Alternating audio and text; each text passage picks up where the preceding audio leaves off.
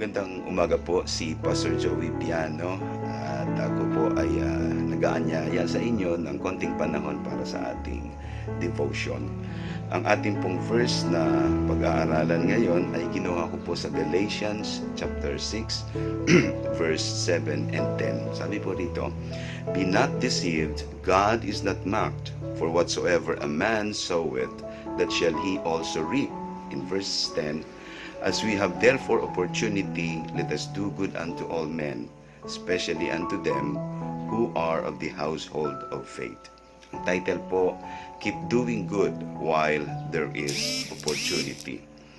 Sa araw-araw po nating buhay ay palaging binibigyan tayo ng oportunidad para makagawa ng mabuti.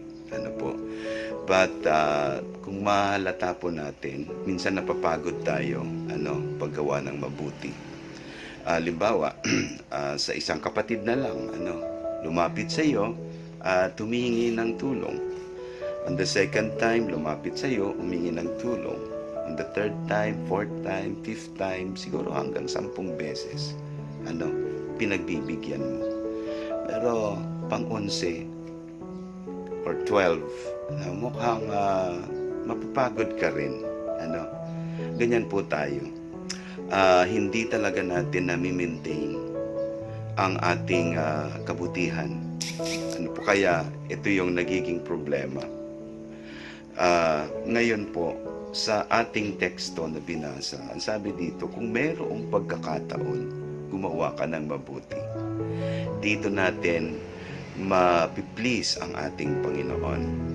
Sa buhay natin, walang iba dapat na i-please tayo ang Panginoon. Kahit na nga yung sarili natin ay hindi dapat, kailangan sa Diyos lang. Kaya medyo mayroong challenge ang buhay natin, nakaka-challenge ang buhay natin. But you know what? Isang tapat sa Diyos, sa isang gustong sundin ang kalooban ng Diyos, kailangan ang sinasabi rito ay dapat sa lahat ng pagkakataon gumawa tayo ng mabuti. Kasi sa prinsipyo po na sinasabi rin dito, kung ano man ang itinanim ay siya ring aanihin. Whatsoever a man soweth, that shall he also reap. Kung ano ang iyong tinanim, siya rin ang iyong aanihin. Magtanim ka ng masama, aani ka ng masama. Pero pag nagtanim ka ng mabuti, aani ka rin ng mabuti. So ano po ang mga bagay na pwede nating tandaan para tayo po ay magkaroon ng isang magandang patutuo sa ating buhay, lalo na sa mata ng Diyos. Doing good ay you will be rewarded. Sabi sa Ephesians 6, 7 and 8, "Serve wholeheartedly as if you were serving the Lord, not people, because you know that the Lord will reward each one for whatever good they do, whether they are slave or free." So talagang anuman ang gawin natin pag ito ay nasa puso natin, ang Diyos po ay nagbibigay ng reward sa atin.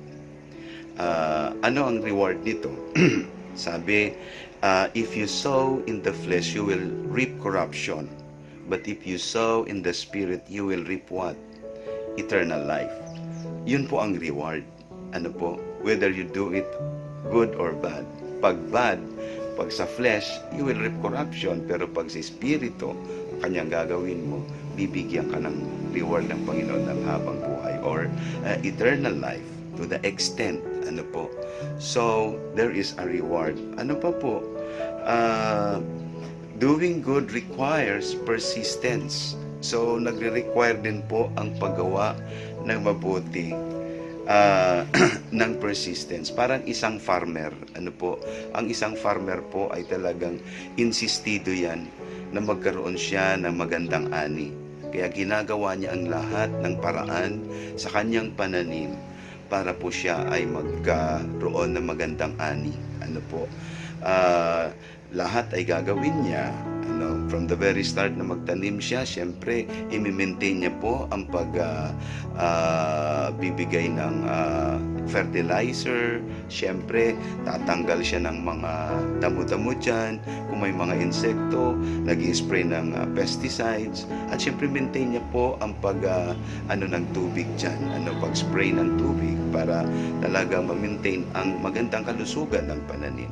So, he is persistently doing things that can make his plant grow good and produce fruit na maganda. Sa atin din pong buhay, ganun din po. Kailangan insistido tayo. There is persistence. Sabi nga ng isa pang player, kailangan kapag gusto ko talagang ako ay magkaroon ng panalo, kailangan insistido ako. It will be in my heart to play. The passion of playing, kailangan gawin ko ito para ako ay maging panalo. So there is persistence. Ano pa po? Doing good has a limited season.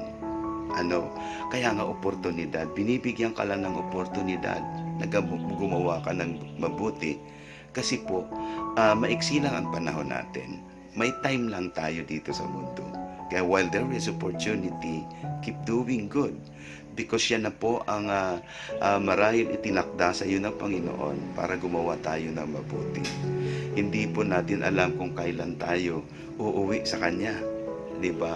Because we have an appointed na tayo po, pag yan ay oras na natin, kukunin na tayo ng Panginoon. Kung kinuha na tayo, wala na tayong oportunidad.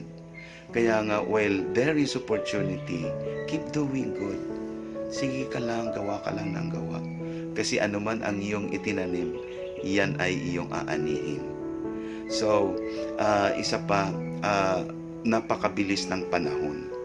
Baka yung panahon na binigay sa iyo ay hindi mo na magamit. Kaya kailangan gumawa tayo sa ating kapwa ng mabuti. Dahil ito ay titingnan din nila ang kabutihang ito. Ganon din lalo ang Diyos. Di ba sabi kanina, you will be rewarded.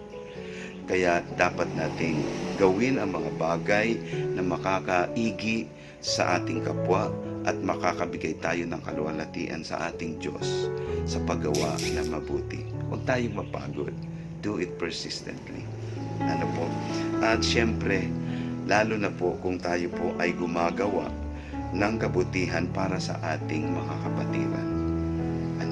Ito ay bibigyan ng blessing. Anything that you give to others, especially to the household of faith, ay nagiging double blessing sa atin. So, sa paggawa ng mabuti, kailangan gumawa ka lang ng gumawa. Dahil ikaw ay bibigyan ng reward, but do it with persistence and do it because our time is limited. Mga kapatid, paalala sa atin ngayon na huwag tayo mapagod sa paggawa ng kabutihan, lalo na po sa ating mga kapatiran, sa lahat. Yan po ang ibig sabihin ng paggagawa. Wala tayong pipiliin. Salamat po, and let us pray. Father, maraming salamat po, Ama, sa umaga pong ito. Tunay na napakabuti ng iyong salita, Ama, para kami po ay bigyan mo ng pagkakataon sa aming buhay na gumawa ng mabuti. At salamat din po for reminding us na ang paggawa ng kabutihan, Ama, lalo na sa aming kapwa, ay binibigyan mo ito ng reward sa anumang bagay na ibinibigay o ginagawa namin. Maraming salamat po at naway tulungan mo rin po kami na maging mapursige sa aming pong paggagawang ito ng kabutihan para sa iyong kaluwalhatian. At higit sa lahat, magamit ang panahon na habang mayroong oportunidad, gawin po natin ito, Ama. At alam namin na ikaw din ang magbibigay sa amin o kami ang makapagluluwalhati sa iyo, Ama. Lord, maraming salamat na kami po ay binigyan mo ng pagkakataon para sabihin o para gawin ang isang kabutihan, hindi lamang sa aming mga kapatid o mga kapamilya, kundi sa lahat, Ama. Salamat po sa pagbigay mo sa amin ng isang puso na mayroong kabutihan. Naway ito ay hindi kami mapagod sa paggawa ng kabutihan. At ito ay mangyayari kapag kami ay humihingi ng tulong sa iyo palagi. Salamat po, Ama, sa oras pong ito. Ito po ang aking samot dalangin sa matamis na pangalan ng Panginoong Hesus. Amen.